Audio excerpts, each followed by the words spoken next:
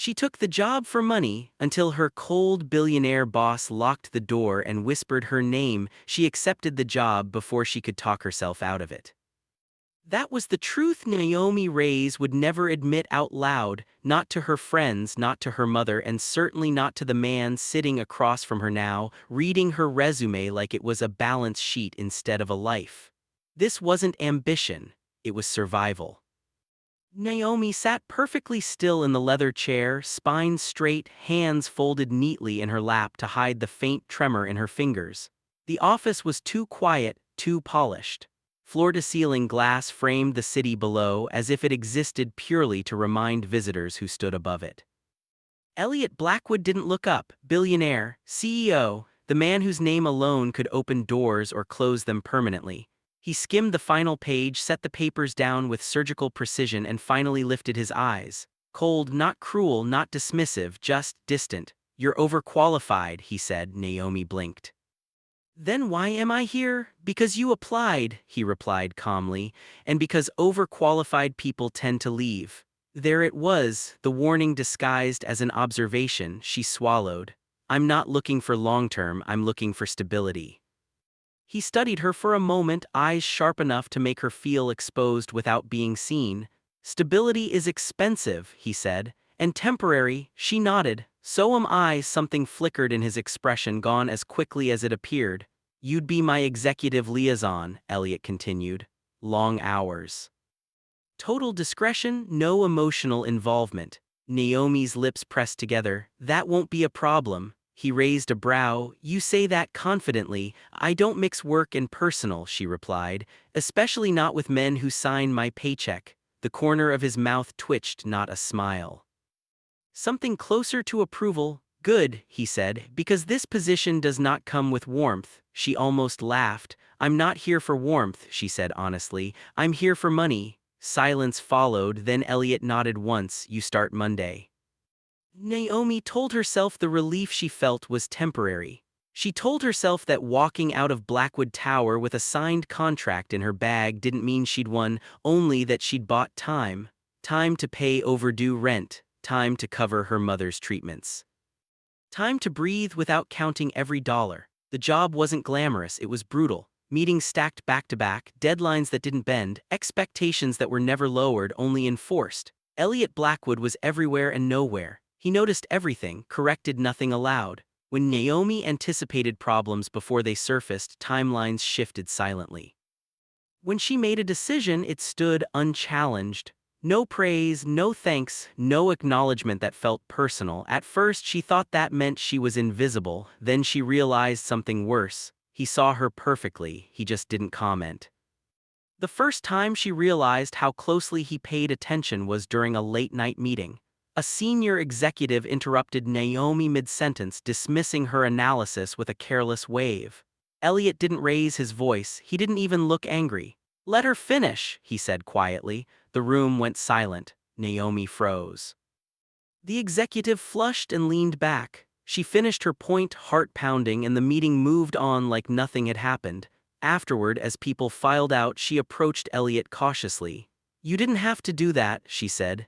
"Yes," he replied without looking at her screen. "I did." "Why?" "Because competence should not be interrupted," he said. She hesitated. "Was that about me?" He finally looked up. "That was about standards. Professional, controlled, safe," and yet her pulse didn't slow until hours later. Days turned into weeks. Naomi learned his rhythms. He took his coffee black at exactly 7. He never used names unnecessarily. He worked later than anyone else and expected the same, though he never demanded it aloud. She learned something else too. Elliot Blackwood never stood too close, never invaded space, never touched. His restraint was absolute. Which made the moments when it almost slipped impossible to ignore. Like the night she stayed late finalizing a crisis memo. The office was empty, the city outside dark and quiet. Elliot stopped beside her desk. "You should go home," he said. "I will," she replied, "just 5 more minutes." "You said that an hour ago." She smiled faintly. "You noticed?" "Yes," he said, that was all, but he didn't move away immediately. She could feel his presence, controlled, deliberate. Then, quietly, "You're working too hard." She looked up, surprised. "That's not a complaint," she said. "No," he replied, "it's an observation." Their eyes held for a fraction too long, then he stepped back, always stepping back. The illusion shattered on a Friday evening. Naomi was gathering her things when Elliot spoke from behind her. "Close the door." Her heart jumped. "Yes, sir," she said, reaching for the handle, then stopped. He wasn't looking at her, he was looking at the window. "Not yet," he added, "just wait." She froze, the door remained open, unlocked, the air between them shifted. Elliot turned slowly, his expression unreadable. "For the record," he said calmly, "you were hired because you were capable." Relief washed through her, then, "and because you don't realize how much you matter when you walk into a room." Her breath caught. "That will be all," he finished, just like that. Naomi left the office shaken, her mind racing. She took the job for money, that was the truth. But as she stepped into the elevator, heart still pounding, one thought refused to leave her alone. If Elliot Blackwood was as cold as everyone said, why was he holding back? And what would happen if he ever stopped? Naomi learned quickly that working for Elliot Blackwood meant living on borrowed time. Every day felt like standing one step behind a moving train. If she stayed sharp, she stayed on. If she slipped, even once, she would be gone without ceremony.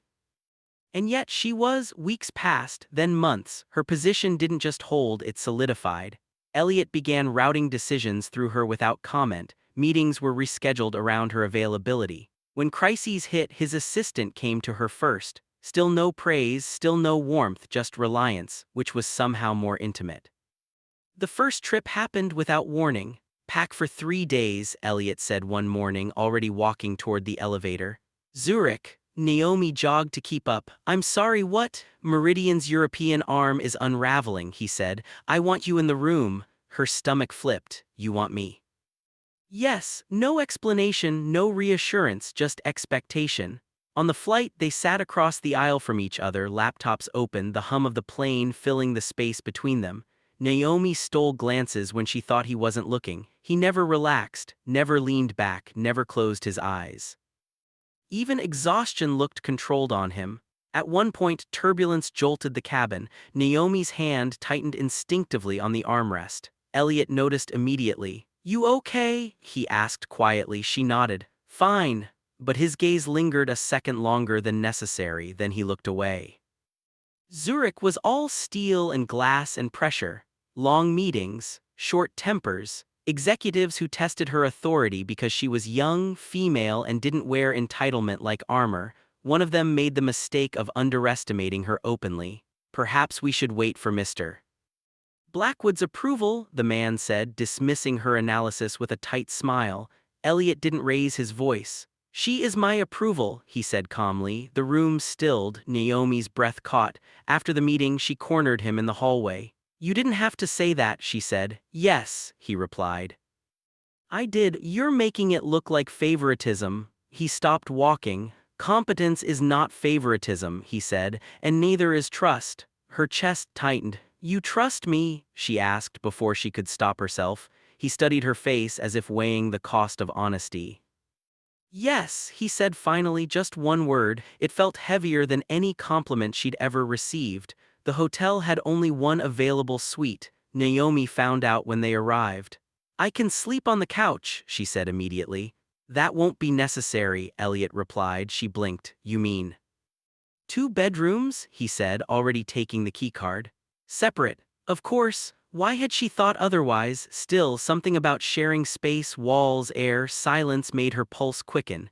That night, Naomi worked at the dining table while Elliot reviewed contracts in the adjacent room. At some point, she stood to stretch and winced. Elliot looked up instantly. "You're in pain." "It's nothing," she said, "just a headache." He rose and crossed the room, stopping a careful distance away. "You skipped dinner," he said. She sighed. "I wasn't hungry. You're lying." She laughed softly. "You don't miss much, do you?" "No," he said. He handed her a glass of water and a pain reliever already prepared. "I noticed you favoring your right temple earlier," he added. Her heart stuttered. "That's observant. That's my job," he replied. But they both knew that wasn't entirely true. The whispers started after Zurich. She caught them in elevators, in emails that went quiet when she entered the room. Why does he rely on her so much? She's always with him. Is she? Naomi pretended not to hear. But the doubt crept in anyway. One evening, as they wrapped up late, she finally said it. People think I'm only here because of you. Elliot didn't look up from his tablet. People think many things. That doesn't bother you. It doesn't matter, he said. It matters to me, she replied quietly. He paused, then set the tablet aside. You are here because you earn your place every day, he said. Anyone who believes otherwise is irrelevant. She swallowed. And what if I start believing it? His gaze sharpened. Then I've failed you, he said. The sincerity in his voice startled her. The line began to blur the night she almost quit. A board member cornered her after a meeting, voice low and sharp. You should remember who you work for, he said. Don't mistake proximity for permanence. Naomi walked straight into Elliot's office afterward, hands shaking. I want to be reassigned, she said, or I resign. Elliot looked up slowly. Why? Because I won't be questioned like that, she said, and I won't be protected just because you allow it. Silence thickened. Elliot stood. You are not here because I allow it, he said evenly. You are here because I need you. The word hit her square in the chest. You don't need anyone, she said. His jaw tightened slightly. You're wrong, he replied. They stood there, the air charged, something unsaid pressing against the surface. Then he stepped back. Take the evening off, he said. We'll revisit this tomorrow. Professional, controlled, safe, but as Naomi left the office, heart pounding, one truth became impossible to ignore. She had taken the job for money, but somewhere between long flights and silent trust, she had started to care. And Elliot Blackwood, for all his cold precision, was holding something back that felt dangerously close to her name. Naomi told herself she needed distance. That whatever was happening between her and Elliot Blackwood, whatever felt like it was happening, was a side effect of proximity, pressure, and exhaustion, nothing more. So when he reassigned her to a different floor the following week, she told herself it was a relief. It didn't feel like one. Her new office was immaculate, quiet, far from his, too far. She noticed it immediately, the absence. No footsteps outside her door, no low voice calling her name without warning. No sudden requests that only she could handle. She finished tasks faster, left earlier, slept worse. At night, her mind replayed moments she hadn't realized mattered until they were gone. His focus when she spoke, the way he noticed things about her no one else did, the weight of his trust. It felt ridiculous. She took the job for money. She reminded herself of that constantly. 3 days later, Elliot called her in, not through an assistant, directly. Come to my office, he said, no tone, no explanation. Her pulse spiked anyway. When she entered, the city lights were already on behind him, the room dim except for the lamp on his desk. You moved me, she said, keeping her voice steady. Yes, why? He didn't answer immediately. Instead, he gestured for her to sit. You asked for distance, he said at last. I asked for respect, she corrected. You had it. Did I? She hesitated, then pushed forward. Because people think, I don't care what people think, he cut in. I do, she said softly, and you should. That got his attention. He leaned back, studying her with that unreadable intensity. You think I reassigned you to punish you, he said.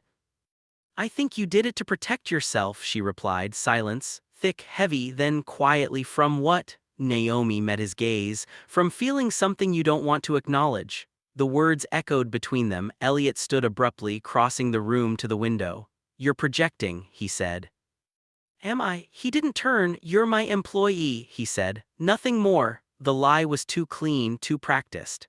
And yet, Naomi said, heart pounding, you notice when I skip meals, you trust me with decisions worth millions, you defend me when I'm not in the room. And when I asked to leave, I said no, he finished. Yes, she said, you did. He finally turned. The distance between them felt dangerous now. I said no because you matter to this company, he said. And to you, she asked, one step closer. Don't ask questions you don't want answered, he warned. Her breath shook. I think I already know the answer.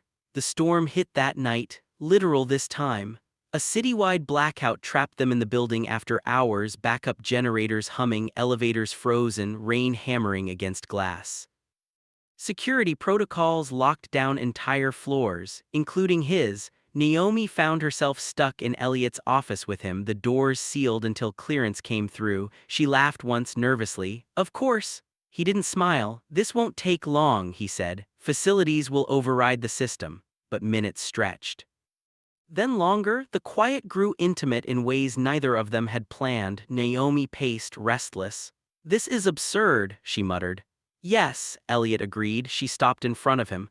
You've been avoiding me, she said. I reassigned you. That's not the same, he exhaled slowly. You're making this harder than it needs to be. Then tell me what this is, she said. He closed his eyes briefly. When he opened them, something had shifted. This, he said quietly, is the reason I should never have hired you. Her heart slammed. Because I'm not afraid of you, she asked. Because you make me hesitate, he replied. The honesty stole her breath.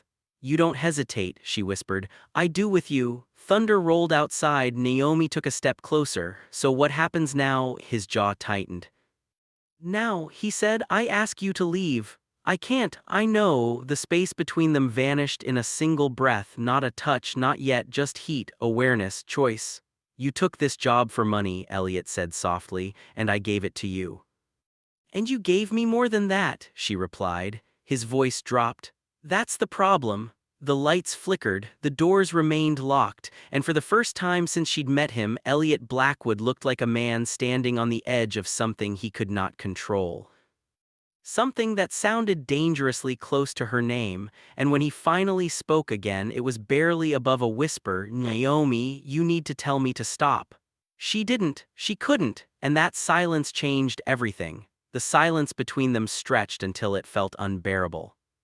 Naomi became acutely aware of everything, the hum of the generator, the rain streaking down the glass, the way Elliot's chest rose and fell just a little faster than usual. He was waiting for her to stop this, for her to give him an excuse to step back. She didn't. I'm still here, she said softly. That was all it took. Elliot moved. He crossed the remaining space between them in 2 strides and stopped, so close she could feel the heat of him, smell the faint trace of clean soap and something darker beneath it. He did not touch her. Not yet. This ends badly, he said, voice low, controlled to the breaking point.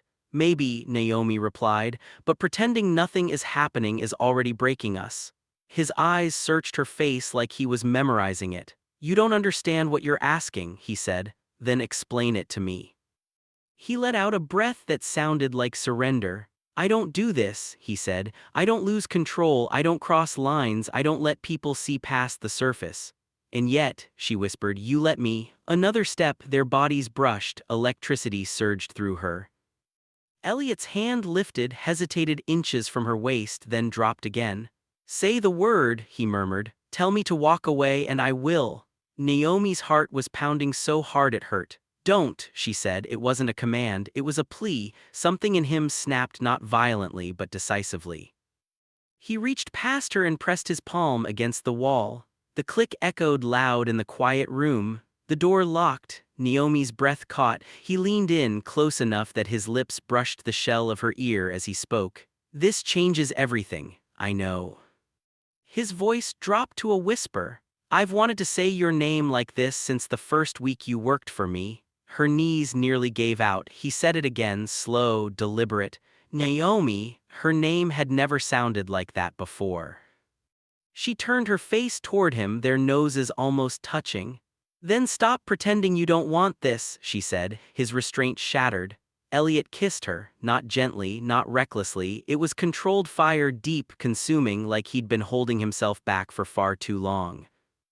Naomi melted into him, hands gripping his suit jacket as if it were the only solid thing in the room. When he finally pulled back, their foreheads rested together, both of them breathing hard. We can't do this again, he said hoarsely.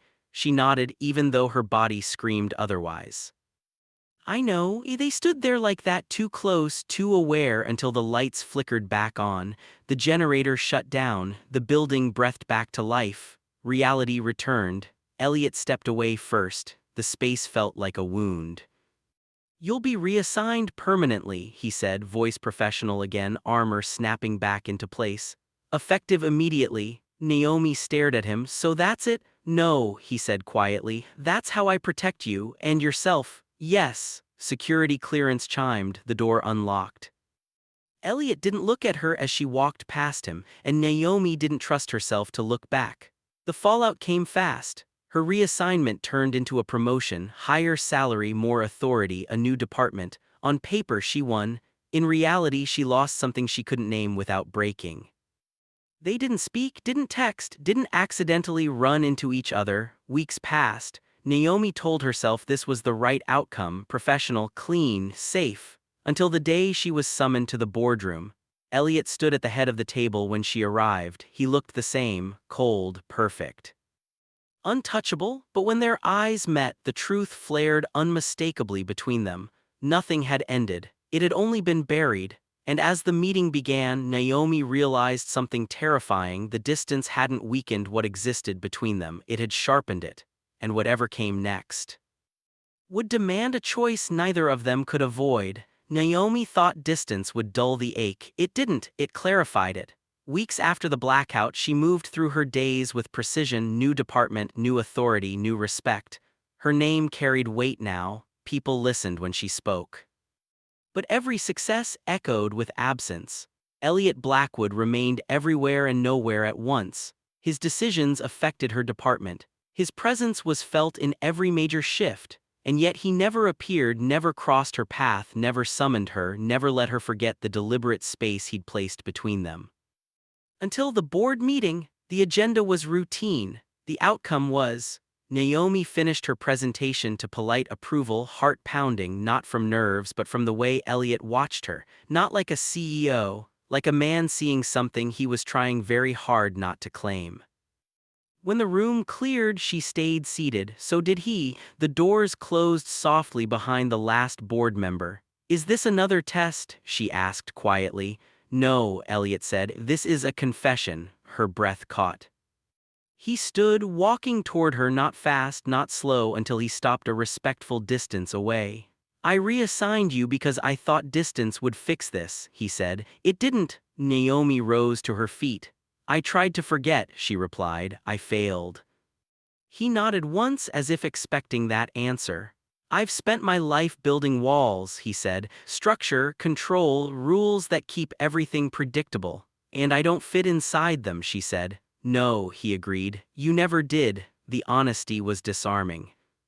I told myself what I wanted didn't matter, he continued. That protecting you meant stepping away. And what you actually did, Naomi said softly, was take my choice. His jaw tightened. You're right. Silence settled. Then, I don't want to choose for you anymore, he said. So I'm asking. He took one step closer. What do you want, Naomi? Her heart thundered. She thought of the job she'd taken out of desperation, the man she'd never planned to care about, the door that had closed and the truth it had opened. I want honesty, she said. No power games, no control. He nodded. I want you, she continued. But not as something hidden, not as something you decide when it's convenient. Elliot's gaze softened, something rare and unguarded. And if I want all of you, he asked, openly, completely. With everything that risks? She didn't hesitate. Then stop whispering, she said. Say it out loud. His voice was steady when he answered. I want you, he said, not as my assistant, not as my mistake, but as the woman I choose every day. The words settled between them, real and irreversible. Naomi exhaled.